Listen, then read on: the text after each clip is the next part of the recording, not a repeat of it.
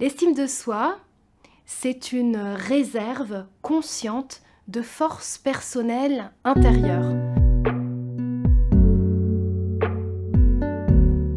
Le manuel d'estime de soi est un outil pédagogique qu'on peut utiliser de deux manières. On l'utilise comme un parcours personnel de réflexion sur sa propre estime de soi.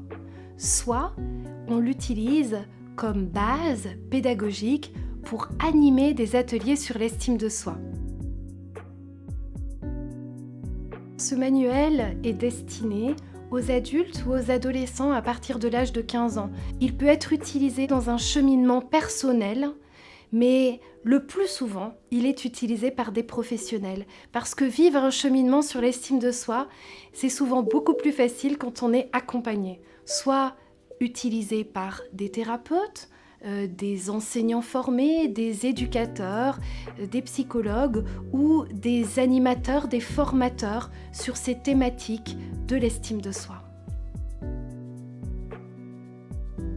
Chacun des 30 exercices du manuel est structuré de la même manière. Vous avez un titre, un objectif pédagogique, donc la finalité, la visée de l'exercice, la proposition ensuite, et puis un temps de bilan. Quand vous animez un atelier sur l'estime de soi, il est très important d'interroger votre patient, vos participants sur comment avez-vous vécu cet exercice ? Qu'est-ce que vous en avez retiré ? J'aime particulièrement l'exercice numéro 11 qui s'appelle « Mes addictions ».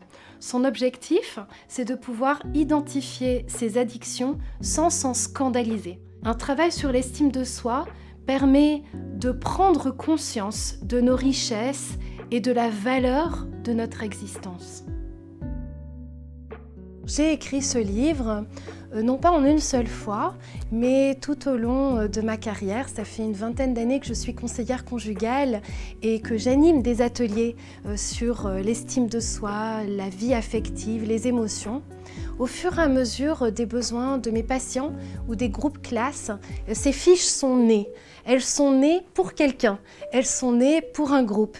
Et puis, au bout d'un certain temps, je me suis rendu compte qu'elles formaient un tout et que ce cheminement pouvait être constitué sous la forme d'un manuel partageable. C'est comme ça qu'est né le manuel d'estime de soi.